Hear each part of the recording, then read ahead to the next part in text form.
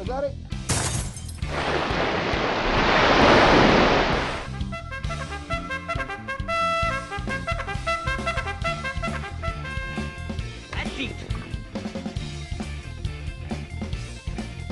All right. Let's get this shit started. Thank you, everybody, for listening to the Ignorance is Strength podcast. Hope you all enjoyed our previous episode with the one and only Tommy Chong.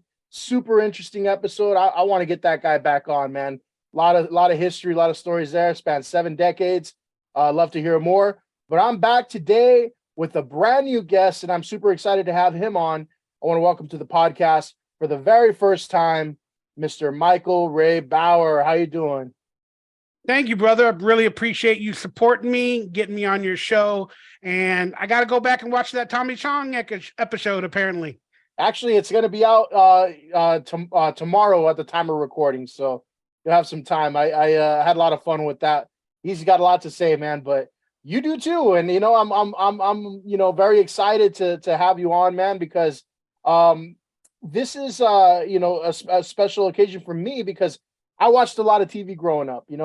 I am a 90s kid, man. And, it's great you have that Camp Anawanna shirt on because I felt like I went to Camp Anawanna in the summers, Yeah, it's funny. I was recording like a video and I did a live members only on my YouTube chat just a little bit while ago. So, and I have merchandise available, so check it out. But oh yeah, I'll probably get me one of those Camp Anawanna shirts.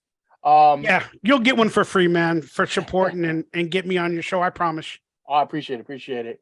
But where are you joining us from today? Where are you these days? You're California, right? I'm in the Matrix, as you can see behind me.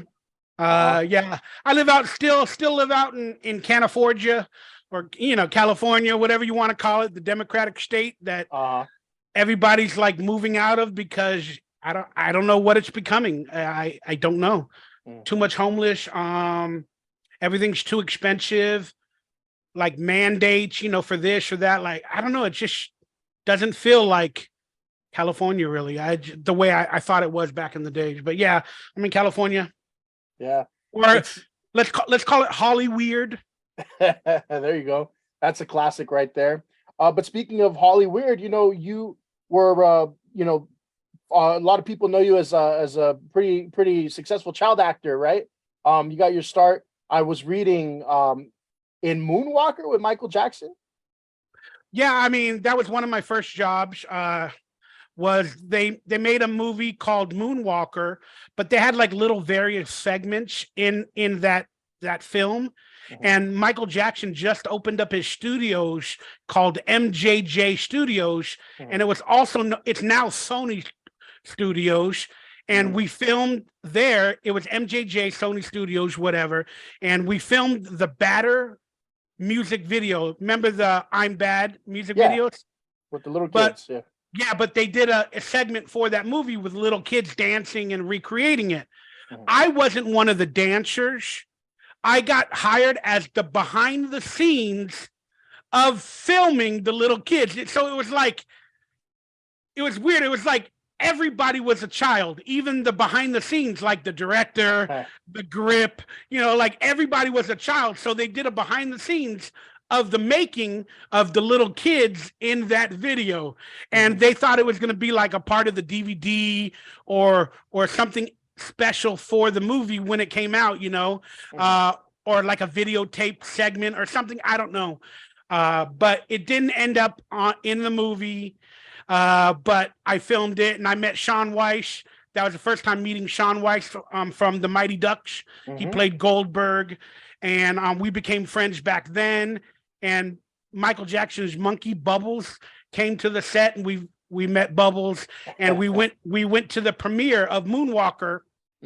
Even though I officially wasn't in it because the behind the scenes did not make the final DVD or whatever it was, we went to the Neverland Ranch, and he stepped out onto a podium.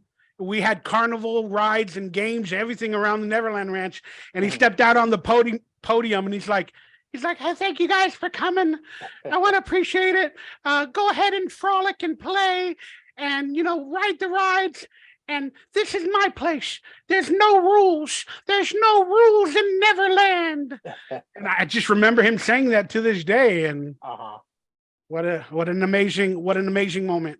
And I actually met him later in life while I was working at another time at a comic book store where he took over the store, and he just walked in with security guards and took it over. It was insane. Yeah, it sounds crazy. It sounds like an experience, you know. But from there, you know, I think what you're probably most known for, at least in my eyes, definitely, and the kids I grew up when, you know, I was a kid, was Salute Your Shorts, man. And that's, to me, like, it's, you know, it's only 2 seasons, right? But it was like such an iconic show. Like, people that I talked to, and it's really funny because it's usually just, you know, kids who were born probably around like 83 to like 87, that short time frame. Because I talked to my younger brother, he doesn't have the same fond memories of the show. He just I kind of remember it, right? But to me, it was like my favorite Nickelodeon show. I don't know what it was about the whole thing, but I loved it, man. And so I just saw one of your videos, and there was an unaired pilot, and I'm gonna say I watched it. I'm not as big a fan of that unaired pilot as I was the final product. So I think they made the right choice with that. But what was that whole experience like, getting onto that show? I mean, you know, let's be honest. Looking back, it changed my life, because that's kind of sometimes what I'm most known for nowadays. So it was a life-changing event. And the truth is, if you look back at your life, you know, everybody look back at your life, there's probably like 10 life-changing events. If that, and that was one of them, you know, for me. Yeah, it was a fantastic time, man. You know, getting to play around at summer camp and basically getting a family while working on a show and getting paid a little bit of money. And yeah, I mean, it was fun working on it. Like I said, it became a family, and we had some good adventures. For sure.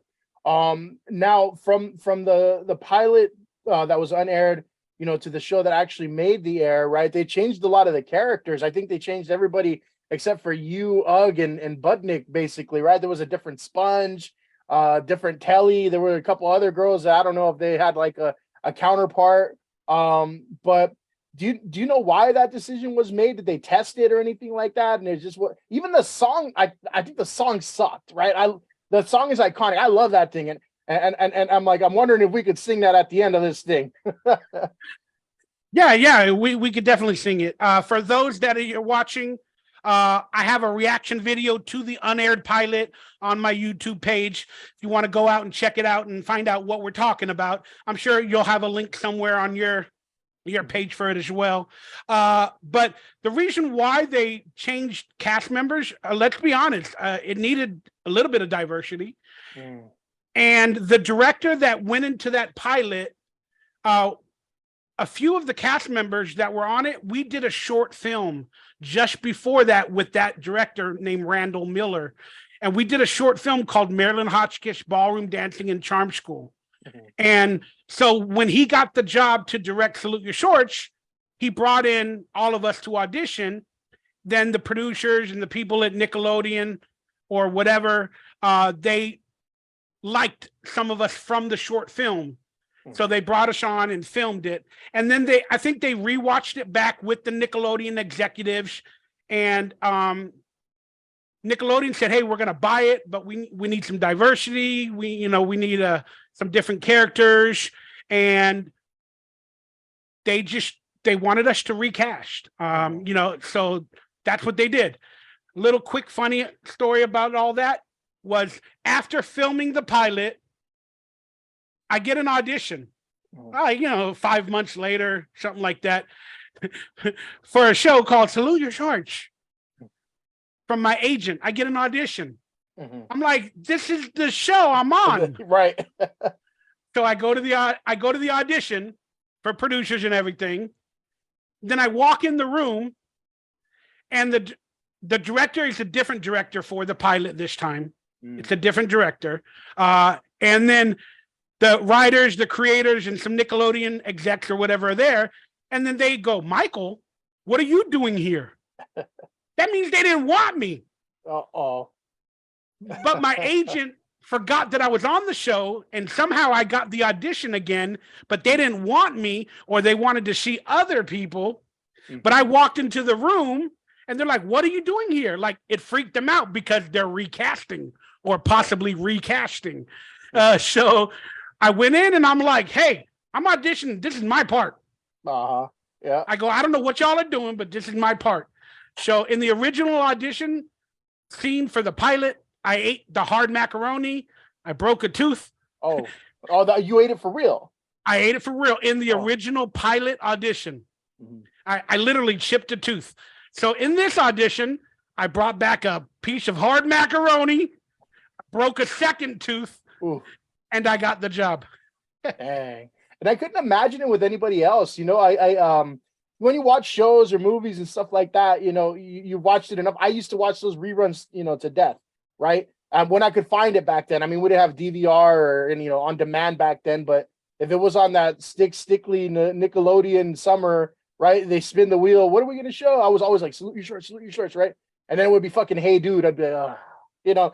that was later in life, though. Yeah, I mean, Stickly is like the mid 90s. Like our show ended basically in like 92, 93. Yeah. And Stickly is like 96, 97. Mm-hmm. So they were showing repeats at that point. Mm-hmm. Yep. And then here's a little bit of I don't know if you guys want to call it a conspiracy, since I'm thinking about it and I'll forget. But the show is available on Paramount Plus, right? Yes. Yeah.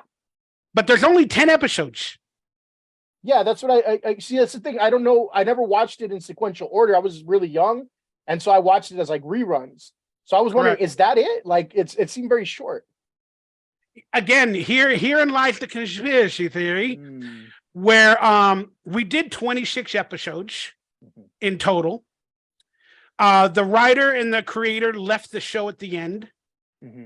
And then Nickelodeon for years has only been rerunning certain episodes. And now Paramount Plus opened up and there's only 10 episodes.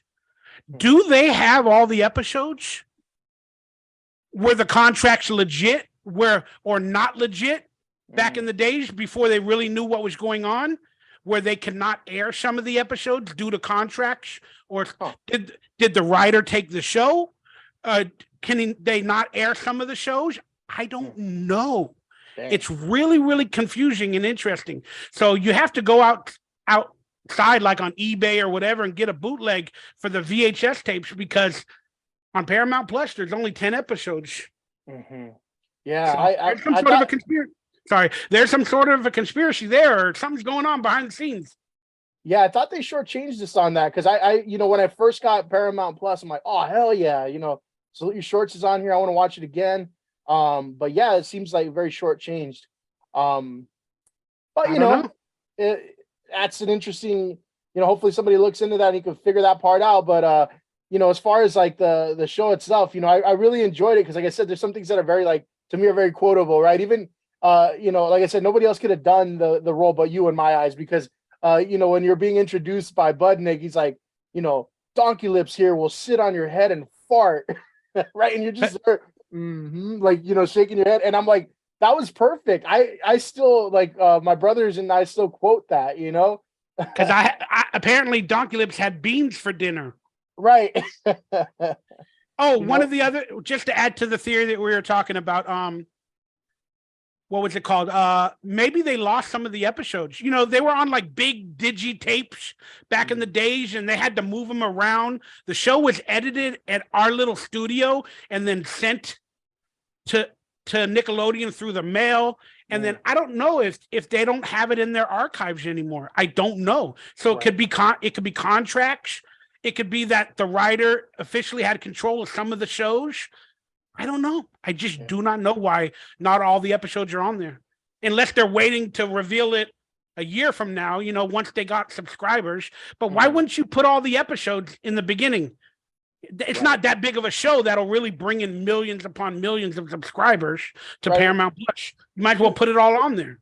It was only 2 seasons, right? Like, what happened there? Like, I kind of feel like it just ended abruptly. You know, was it canceled, or it was just like, hey, we just have 2 seasons and we're not renewing, or what was going on with that?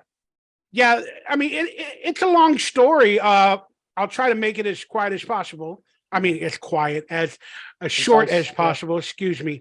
But originally, like I said, we did the pilot, and they tried to sell it to Nickelodeon. Nickelodeon said refilm it, recast it, and we'll buy 6 episodes. So that's what they did. So we basically did another pilot, then we did 6 episodes. While we were filming those 6 episodes, they aired the first 2, like toward the end of the 6th episode. Then we had a bowling like pizza party. Then the Nickelodeon heads flew down and they gave us an order for a back 7. So that would make it 13 shows for the first season. So we had a party, we had a cake, and we cut it open, and it had the number, congratulations on your first 6 episodes. Now on to your next 7. And then I remember I took the icing or whatever was there, and I made it say like 700. But yeah, so they ordered another 7 episodes. Then let's go into season 2. It was really popular. We got nominated for a couple of awards for season 1. And then now they were airing it like after Double Dare, and it was getting a little bit more popular. We started going on press events for season 2. But then our contracts for the first season ran for only 13 episodes of the second season. So basically, we all had contracts that would go like 25 episodes, if not more, even though we did 26. So we had contract negotiations while we're filming the second season because they wanted a third. And I don't want to get into it, but we were getting scale AFTRA, not even SAG. We were getting scale AFTRA, which is not a lot. And then they were building Nickelodeon Studios at that time as well. And they were about to open up that. So they wanted a season 3, but then they need to renegotiate contracts with the writers and all the other people on the show, including the cast members. So they were having some struggles here and there. Then the writer, the creator of the show, had some issues. For whatever reason, he walked out the last 2 or 3 episodes of the show. And we were all like, what's going on? He walked out. We didn't see him on set, nothing. And rumors had it was a contract dispute. Then around this time, we need a 26th episode contract. So we're all negotiating. Then we found out that they wanted the cast to go to Florida. They wanted us all to relocate and to film season 3 in their studios, get away from California. And then they were basically offering the same budget for the cast, if not a little bit more for the cast members, but we had to provide our own housing. So as the cast members, if we take that offer, we have to relocate to Florida, find an apartment or a house to live in, pay for it ourselves, and only get like about $2,000 an episode. And with a guarantee of 13 episodes only for season 3. That's what, $26,000 after taxes, $20,000. I can't live. So a lot of us were like, yeah, we don't agree with that. We need this amount of money. If we are going to relocate, or you guys fly us up there for those 3 or 4 months, you guys have to provide housing. I don't know what happened. I don't know if they got back to my agents or whatever. Long story short, we did a wrap party after we filmed the final episode for that season. We all went to the wrap party. We saw the creator again. We shook hands. We all cried. We all just knew it was over. We all just knew it was over. And then, a little while after it was over, me and Danny Cookshee, we got an offer again to go to Florida to be on a show that they were going to make a buddy comedy. That they were going to make some sort of a buddy comedy. And they wanted us to relocate, even though the show's getting canceled. They wanted to put us on another show. We didn't take up that offer because, again, they weren't giving us enough money. We had to relocate. They were not willing to pay. We turned it down because we were graduating. I was graduating high school right around that time, and I just couldn't do it. Then about a year later, Kenan and Kel comes out. Ooh, yeah. Were we the original Keenan and Kel? Oh, wow. Or were we going to be a part of that show? Or were we going to be a part of Schnick? I don't know. I do not know. You know, a couple of things I wonder there. Well, first and foremost, you know, you talk about relocating and things like that, and I can imagine you probably had your own life like outside of work at that point, right? Were you going to, you know, as a child actor, were you going to like a regular school and things like that? What was that like?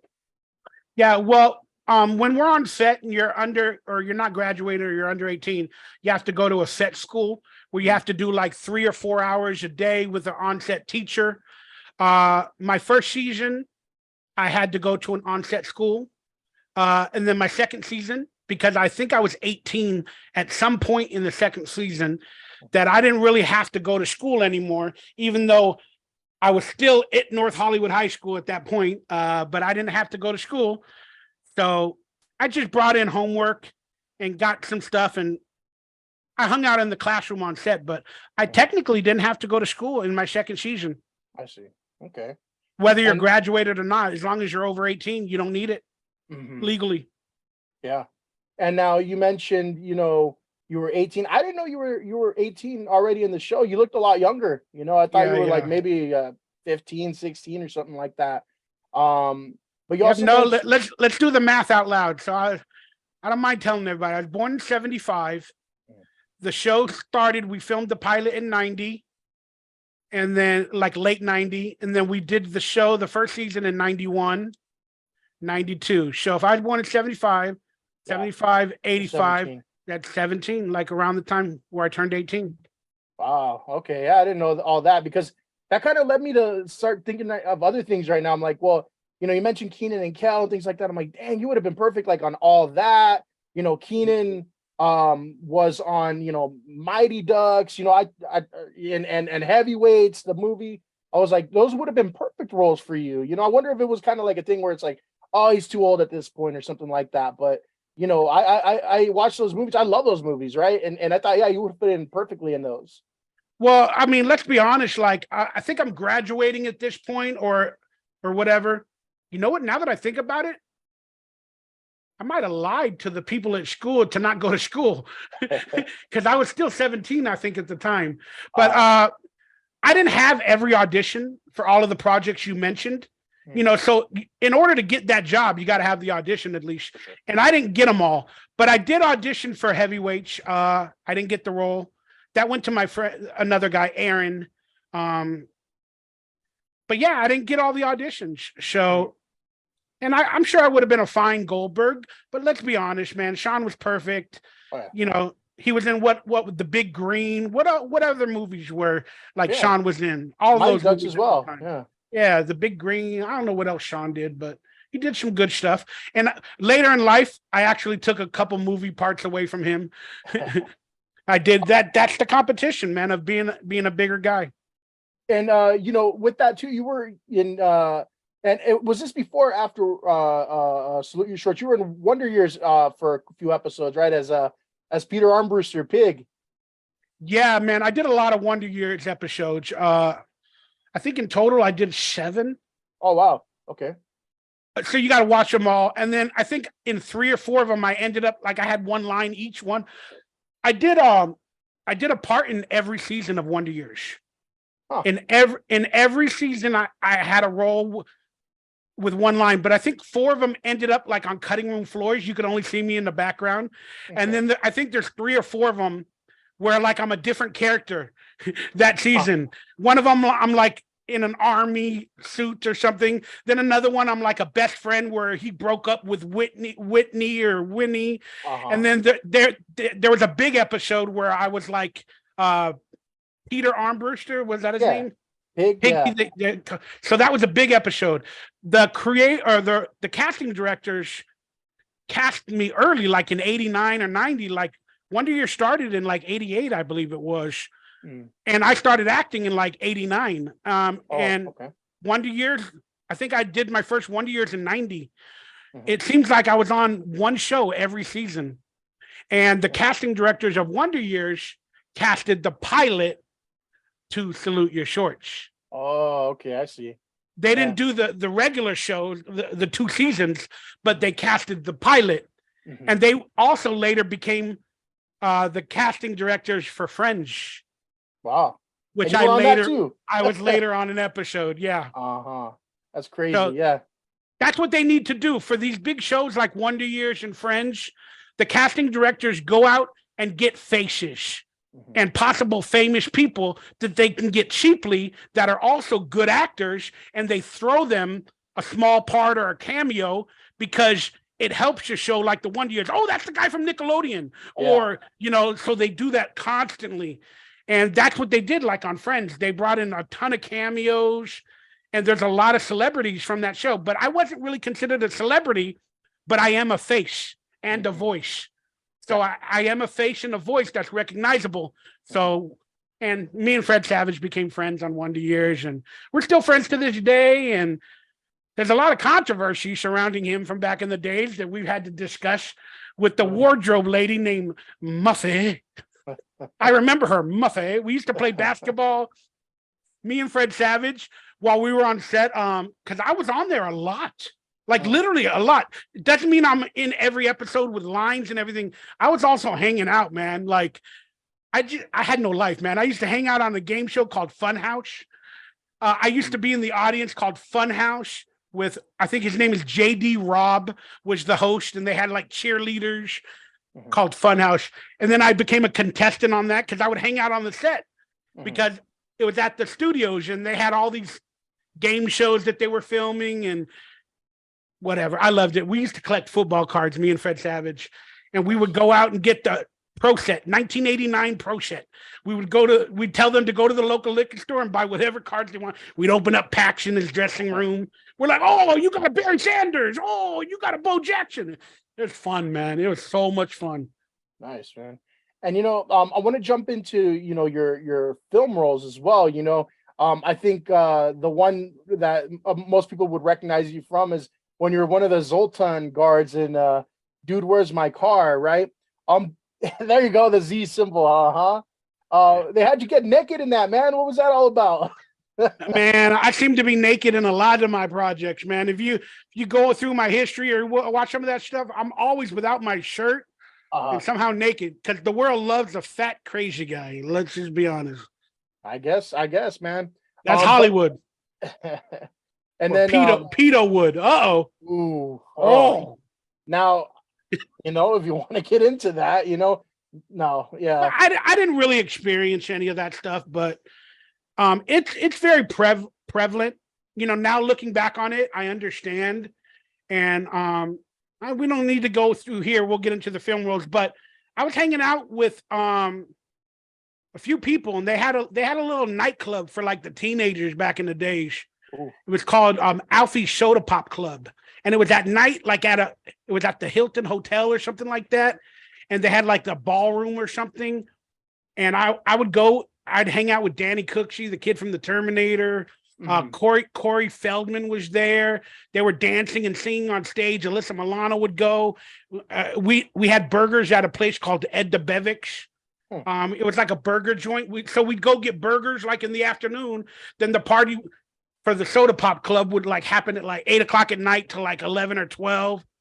And again, that's where all the controversy with Corey Feldman and a lot of the stuff was happening. But there were adults there. And now looking back, I realized, wow, that's some interesting stuff to think about. And, yeah, it's I wasn't a part of any of it. I mean, thank goodness I was fat and ugly. Let's be honest with you. So, but most of the time I just went home. I didn't really hang out a lot. I did the occasional parties here and there, trying to become famous or hang out with celebs. But I don't know, man. I was more like a Sega Genesis guy. Go home, play Nintendo, watch TV. I couldn't even. Here's a quick little addition to what you were talking about, how you used to watch Salute Your Shorts. I couldn't even afford cable TV to watch the show I was on. I was supporting my family. We were struggling. And I couldn't even watch the premieres of our shows. Shit, man. Well, around that time well, until we used to just like steal cable, 95. so neither could I. I used to steal cable too, man. Yeah. One day, I think it was like 94, 93. We did get a cable box because I started making a little bit of money on acting or whatever. And then one day I came home, I was all alone. The TV screen, I turned to the porn channel, just in case. And then it had the wavy lines. It had the wavy lines, right? Yeah. So I'm like, I see a breast or something every once in a while. And then one day I literally came home, I checked the channel. The wavy line was gone. Oh, shit. I'm looking around going, ain't nobody home. Let's watch this channel until the wavy line comes back. Yeah, I still remember when I was a kid, it was channel 49. Like, you sure it wasn't 69? But don't bump. No, that would have been even funnier. But yeah, that happens sometimes. You would get like HBO or pay-per-view or the porno channel, whatever. I started ordering like WrestleManias and stuff. I did. We had cable in the mid 80s. So we ordered the WrestleManias, but for some reason we lost cable like when I started acting. So I didn't have it in the early 90s, and then I had to get it again in like 93. Yeah. I think I got it in 90. I got it in 92 probably after I made a little bit of money. Mm-hmm. At my household, they finally caught us after like 5-6 years of getting free cable, but that's a different story for another day there, right? But I did, you mentioned being, the big kid, the fat kid, the chubby kid, right? I think, to me, that was really cool seeing on the screen, to be honest. Oh yeah, you were talking about dude, where's my car? Sorry. I didn't mean all of that stuff. Go back. Yeah. Hey, it's a story's a story, man. I love it all. But in general, it was really cool to see that on screen because there were times like where it's like you're used for comic relief and things like that. But I think, for like, bigger, chubbier kids growing up, myself being one of them, I really like seeing that. Hey, there's another, just like you, and you mentioned, your friend that played Goldberg in the Mighty Ducks movie, Sean Weiss, right? Same thing. The movie Heavyweights, right? It was really cool because it's like, okay, there's other kids out there that are like me and they can do some cool shit, and they can be in movies and TV and things like that. Kind of a little confidence booster. You ever feel any of that, or it's just kind of like, hey, I'm just doing my thing? I mean, let's be honest, the roles for bigger people, they weren't represented as much. Mm-hmm. And then if they were, it's always, the idiot, the crazy guy, the best friend. Mm-hmm. And let's be honest, that standard is still true to this day. Yep. But there are some artists nowadays that are going from comedy to drama and making it real good. But, as a younger actor, being the fat kid, of course I was bullied at school. I also have a funny voice. I was made fun of, but I got on television and everybody started to love me and I became a little bit popular. So I became that guy, and then a quick little story later in life. I remember some people met me many years after school or high school and they're like, oh, I went to school with you. You were sort of a DICK. Oh, you were sort of a jerk. I knew you were on television and you were doing those movies, but you were sort of an a-hole. I'm like, really? Can you explain how I was one? Well, you never talked to me, Hey, is it my job to, when you notice me, to talk to you, to start a conversation? No, I'm in high school. I'm filming. Some days I'm at school. I got 2.5 minutes or 3 or 4 minutes to go from one class on the side of one squad to my next period, all the way down in the bungalows. I ain't got time to talk to nobody. And if it's lunchtime, my fat butt is eating. Yeah, just like Pig, right? Peter Armbruster. Let's eat. Yeah, that was a pretty famous line. They made commercials when that show was airing and the repeats where I go, let's eat. Well, I'm telling you, like 30 some years later, I'm still using that, quoting that line with my brothers. I cook every weekend, right?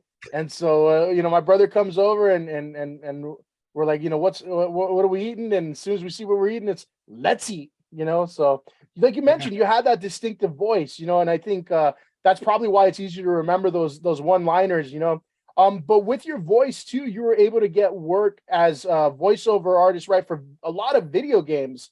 I saw like a lot of the Rockstar games on there. My favorite of those games, Bully. I love Bully. that video game. I like, you know, Grand Theft Auto and all that. To me, it was a little much. I love Bully, right? Like all the little bit of violence that they had was still, you know, comical, and it was, you know, mischievous more than anything, right? Who did you play in Bully? I don't know. Do you remember any of that? Yeah. No, so here's what happens is again, I can't speak for every project, but early on in the days when they were doing all that stuff, like for games like Bully, I got the job straight up. I just got the job. I go to the ADR location, the dialogue recording, and they have scripts for me of multiple characters. So I read about 4 different characters that from my recollection. You know, I read the scripts, the words, and we did them over and over again, like for 3 days, I think it was 3 or 4 days. And then I go home. The video game comes out. I never finished it. Yeah. I never played it till the end. I didn't buy it. Am I in there? I don't know.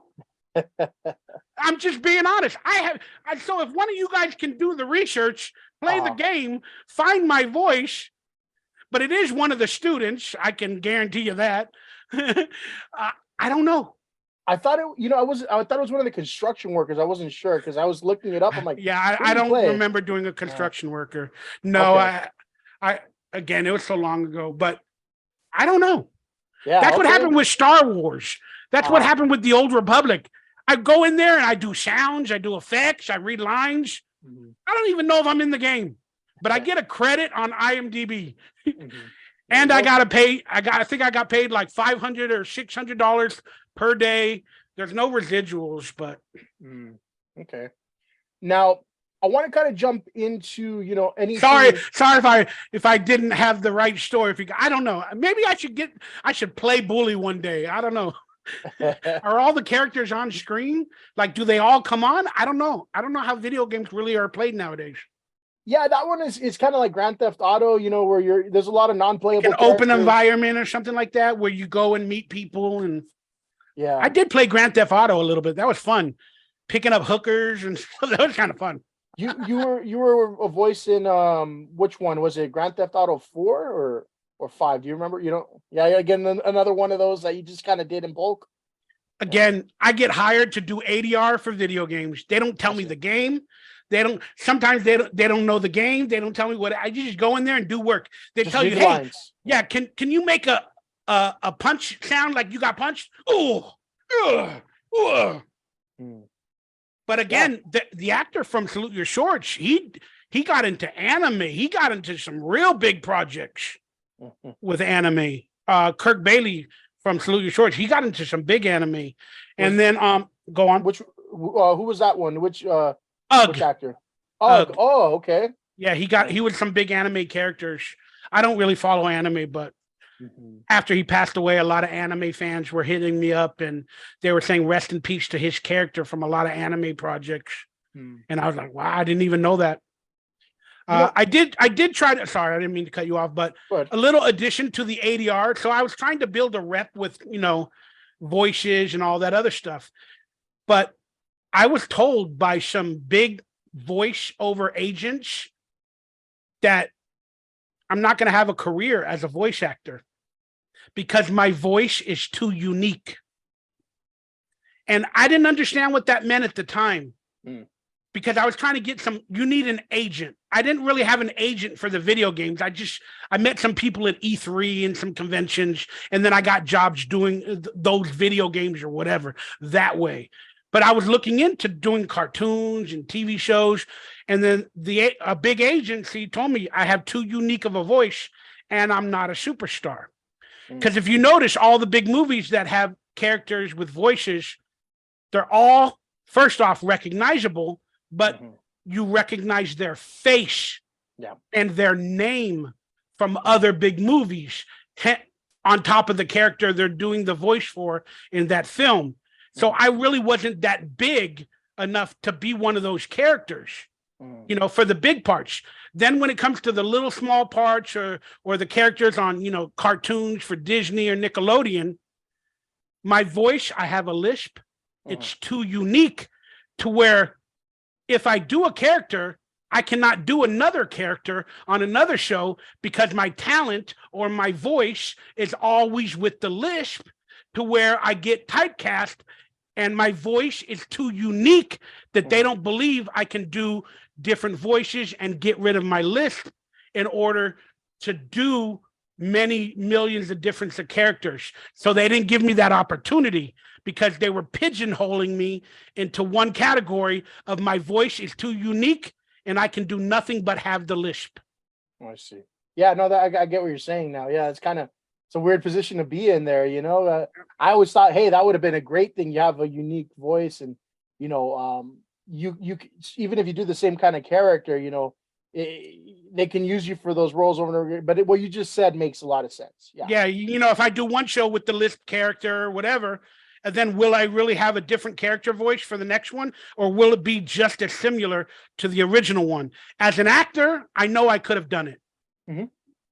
But they didn't give me the opportunity. I did get an agent for voiceovers, you know, a little while after that. They believed in me. But then I had a ton of auditions. I auditioned for like the voice of the Olympic character of like the 2000 Olympics or something. It was like a ring. But I had a ton of auditions. I didn't get any jobs. So maybe what that original big agent for voices told me was coming true. Maybe, yeah. Now, I want to just touch a little bit on, you know, what you're still looking forward to, or what you want to work on. You know, there's a lot of what? Did you want to go back to like Dude, Where's My Car or Evolution? I don't know if you possibly had questions that we skipped or something like that. No, I mean, just wanted to, you know, touch on the films very briefly, and I think we real quick. I'll just want to pop up with, yeah, you mentioned Evolution as well. You know, Dude, Was My Car, that was kind of like the one that most people remember you for. I just watched Evolution. Like, I'd never seen it before, but I thought it was pretty cool. Yeah. You just watched it recently? Last night. Yeah, I just watched it last night. And wow. I thought it was really cool how you were paired up with Ethan Suplee as brothers. That guy's huge, man. I thought he made you look like tiny, you know, like you know, you were a big guy, and he's huge. And now he's all like jacked up these days, but yeah, I had no idea he was so big. Yeah, me and Ethan, I just did a video live where you can watch it back when you have the time, but I told a story about Remember the Titans. Okay. Of how I didn't get that role, but it was me and Ethan, and he ended up getting the job. But yeah, that's where me and Ethan met. And then we were constantly up for a lot of the same projects around that time. The Butterfly Effect as well. It was me and Ethan for that role. If you ever saw that, Ethan got the part where he played like a gothic guy. Yep. I remember I went into the audition with a whole gothic outfit, and I looked like Trench Coat Mafia, man, in that damn movie when I had the audition. But he's a great actor. I mean, long story short, but that's where we met. Yeah. And then I actually booked Evolution before he did. Okay. And there was another movie called Road Trip. Yeah, I remember that I auditioned for, that I booked before Evolution. But here's the funny story. Tom Green had cancer. He was going to be in the Road Trip movie. I ended up auditioning for the counselor role. But Tom Green wasn't able to do the movie, but then he came back from cancer, took over the counselor part for the college. Then they gave me the role of the student, or the possible student that's walking around getting the tour in the movie Road Trip, which ended up being Ethan Suplee. Okay, I see. They gave me that role, but my agent was like, Mike, you just had the lead, but now you don't have the lead, and now they want to give you a much smaller part, and hold out for a bigger role. Hold out, you know, you deserve to be a main role. You know, let them sit on it. So that's what my agent told them. So then they eventually hired Ethan, and the director of that was Todd Phillips. Okay. Yeah. Of that directed Road Trip. Right. So then later, Todd Phillips, Don Gold, Ivan Reitman created Evolution. I auditioned for Evolution, met all of those people. Then they said, who could play your brother in Evolution? Then I wrote a list of 5 people that I respect and I love that could play my brother. And then I wrote down Charlie Talbert. I forgot the other names that I wrote on it. He played Angus. I think I might have wrote down Sean Goldberg. There was another actor. I can't remember his name, but he was popular at the time as of a bigger guy. And I wrote down Ethan. Mm-hmm. And then, long story short, I got the job, and then Ethan's back. Okay. It doesn't mean that they hired him because I wrote him on a list, but they asked me, they're like, who do you think could play your brother? Mm-hmm. I don't think Ethan was available at the time. Maybe he was their first choice as well, and he wasn't available, but then he ended up being available. So me and Ethan, we have a long history. Nice. He's going to be on the Boy Meets World podcast in a couple of days. Okay, cool. With him and Blake, the guy from our show. Salute Your Shorts. Nice. Now, did you work at all with David Duchovny on that, or did he kind of do his own thing? Yeah, that was after I filmed X-Files. That's what I was gonna say. Yeah, it all ties in, It's crazy. Yeah, I got kicked off the set by David Duchovny on the set of X-Files. Oh wow. Yeah, so I love telling these stories, man. So I had the audition for X-Files, right? But I went to 20th Century Fox to meet with Chris Carter for the audition. My character had no acting. It was just yelling, go here, go there, flank right, flank like a super soldier, So in the audition, I'm meeting with producers. I'm like, how do I make this character come to life? There's no acting chops. It's me running around acting stupid. So I said, forget it. I'm going to bring the video game from that episode into the audition. So they opened the door, and right when they opened it, Chris Carter and everybody's on the couch, and producers are like, Michael Ray Bauer, get out the way. What are you doing? We got to get them. There's a guy up there. There's a dude up there. And I was bald-headed at this time, too. I was acting like a gangster from the hood. I don't know. But I was bald-headed, right? And I'm like this. So then I started my scene. I'm like, you ready? I'm going to start my scene. We start my scene. Are you ready? Are you ready? And I said, get up off the couch, get up. I literally had Chris Carter and the casting director go behind the sofa that they were sitting on. And I said, put your heads down. And I went right behind them. To the left and to the right of them while they're next to me. I'm like, are you ready? And then I started the scene. All right, I'm going to go left. I'm going to flank right. You go. And then I got up, and they stayed there. And then I went into the front of the couch, and then I played the scene where I get shot, and I'm like, oh. And they're like this. And then I finished, I died. I got up, and I said, enjoy your day. And then I just walked out of the room. And then an hour, 2 hours later, my agent calls me, you got the job. Oh, man. So I was a fanboy. So I called Chris Carter. I was starting to videotape with cameras back around this time. Mm-hmm. I said, can I come and film me and my adventures, like my trailer, like all about me on the set of X-Files? I got permission. I was told not to film anybody without their permission, and I couldn't release anything or anything like that, that it was basically for home movies. And so we agreed. And then so I was walking by the makeup trailer filming, and the door was open. David Duchovny's in the chair getting his hair and makeup done. And then I guess I walked by, and I was like, oh, this is the makeup trailer where they look pretty. But there's a mirror. Whenever you see these trailers, there's a mirror, and the door's open, and he's sitting in the chair. So I guess his reflection comes back from the mirror with the open door. So I walked by with the camera, probably with a light on or something. Next thing you know, about 15 minutes later, security's like, get out of here. They're throwing me off the set. I'm like, I'm starring in the episode. Oh, Chris Carter, call the producer. And then they got a hold of him, and they come out, they bring me back, and Chris is like, what happened? David Duchovny said you were filming him. I told you not to film people, Michael. I go, I didn't film him. I go, look, let's watch the footage. I flipped a little screen around, and then he sees it, and he goes, you didn't mean to film him. It was an accident, like whatever. So they talk to David or this or that. Then he comes back to me. He's like, Michael, you mind if you put the camera away? We'll just take photos. And we're going to film the rest of the episode. And he goes, I just want to let you know, David's a bit of an asshole. Oh. And then around that time, he was suing them because the show was airing like on Sci-Fi Network, or they sold it. And David Duchovny sued the creators of X-Files for money. And that was happening right at that time. I see. So it was, so then I get the job Evolution. Mhm. I go to the table read, and I see him again in the bathroom. I look at him. I'm like, hey, The worst moments, huh? we didn't really work together because I was kind of separate in that episode of X-Files. Mhm. But we saw each other, you know, they knew who each other was.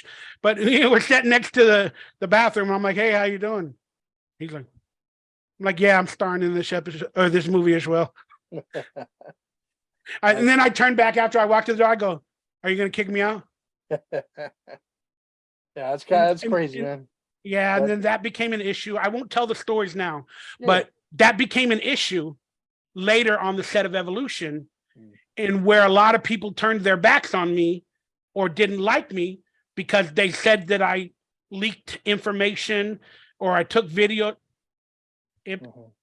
Everything goes wrong with me sometimes. I can't explain it. We could talk offline, but there's a lot of stories, man, that really hurt me. Yeah, and I definitely don't want to tell those on here right now for sure. But I do want to ask, you know, like you know, is there anything you still have your eye on, things that you still want to do? Are there projects that you're working on, things that you're working toward? Anything in the future that you are really looking forward to? Just to let you know, we can go longer than an hour. I'm good for another half an hour if you want. No problem. Yeah, the future is kind of rough, man. Like I don't want to get all into my feelings, but like right now. I don't really see a future sometimes. And let me just be honest with you, I lost my house, I lost my family, COVID happened, my health is dwindling, I lost my father.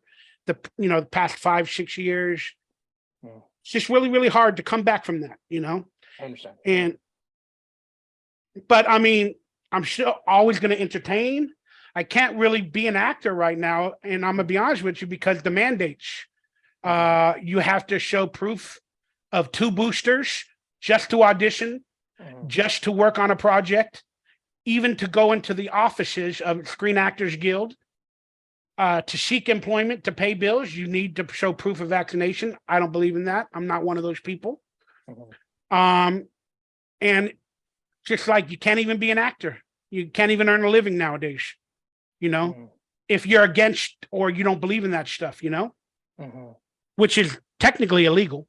We don't have to get in the merits of that. Mandates are illegal. And refusing to give somebody a job based off of health is another thing, just like you can't do it off of race, religion. You cannot not give somebody a job because of that. That's actually illegal as well. Yeah, but who's going to sue these companies that are firing people or not hiring them because of vaccines? Who's going to sue them? Nobody's got money. Nobody can do it.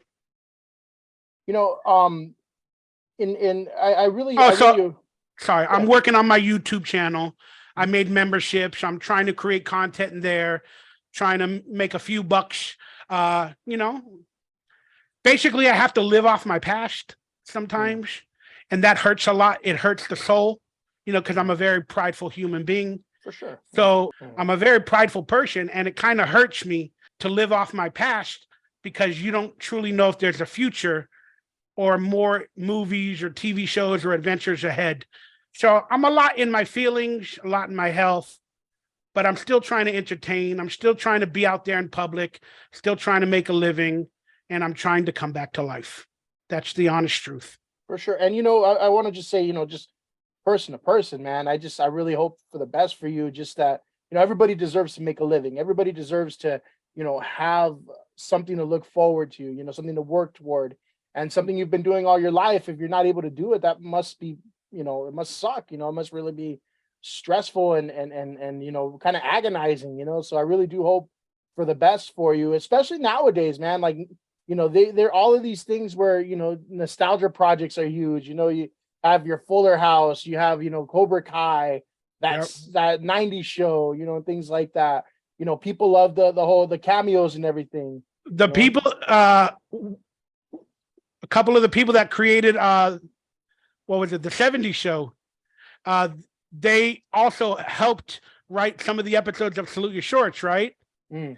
And then they also wrote, one of them wrote Dude, Where's My Car? Nice. Hence why I'm also in Dude, Where's My Car? Mm-hmm. And the 70s show, since it was written or created by one of the writers from our show that came in for a couple episodes, it's got the same format. Mm-hmm. It's got 3 girls, 4 guys, and I'm just saying there's some similarities. Watch that. Watch it. It's pretty interesting. For that 90s show you're saying, or for that 70s show? 70s show. Okay, that 70s. I haven't watched the 90s show. I tried. That's why Ashton was in Dude, Where's My Car as well. Yeah. See, everything connects. That's what I found so crazy. Everything just, connects so much from, different actors and similar things. And I was like, man, that's why I thought you would fit in so well in some of those, heavyweights, all the show, all that, things like that. Go ahead. Yeah, I didn't have some of those auditions. I didn't have them. Yeah. But, it all connects, man. Because once they work with you, they get to know you, or they like you, or they see you on something, they kind of hire you again, or they enjoy your company, and it goes from there. I did audition for a big camp movie. I think it was called Camp Cucamonga in the 90s. Okay. Do you ever remember that TV? It was like a TV movie of the week on NBC. It starred Danica from the Wonder Years and a couple others. And I auditioned for that movie, and I had to turn it down. But it was called Camp Cucamonga. Okay. Got to check that out. Try to find it. I'm sure it's online somewhere. It's got to be. Everything's up there now, Yeah, there was a theme song, Cucamonga. Oh yeah, oh yeah. But I got a part in that. They had like all these actors from TV shows in there, and they hired me, but I didn't end up doing it. I forgot something happened around my life at that time, and I just couldn't do the movie. But so I regret it. But I worked with Danica later. There was other Chad Allen was in it. If you remember Chad Allen, he's a little bit of a 90s actor as well. Okay. Now I want you to. Sorry, you're bringing back all these memories, man. No, it's cool, man. I love hearing it. I want you to plug your stuff, man. Get your stuff out there. Where can people find you? Search YouTube. Just write Donkey Lips, Haybower, HEYBOWER, cameo.com/Donkey Lips. Facebook, search Michael Bauer, Donkey Lips, Haybower. You'll find it. Cool. All right. Well, the time has come, right? And I really was looking forward to this part. If you're cool with it, I would really, really like to sing the Camp Anawanna song with you. You ready? Let's go. All right. In 3, 2, 1.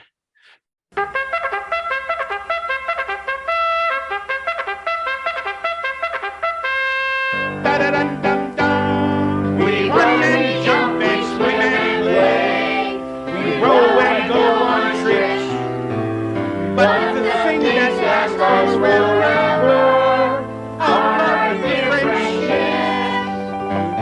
Camp Anawanna, we hold you in our hearts, and when we think about you, it makes me wanna fart. I hope we never part. Now get it right or pay the price.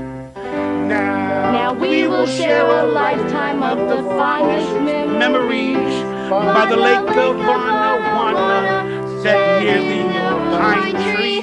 Camp Anawanna, we hold you in our hearts, and when we think about you, the thing coming apart. Think Anawanna, speak Anawanna, live Anawanna.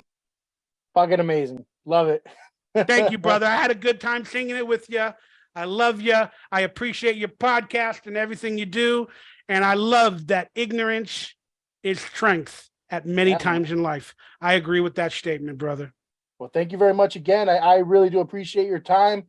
And for everybody listening at home, I appreciate it. Thank you. Fuck you and good night.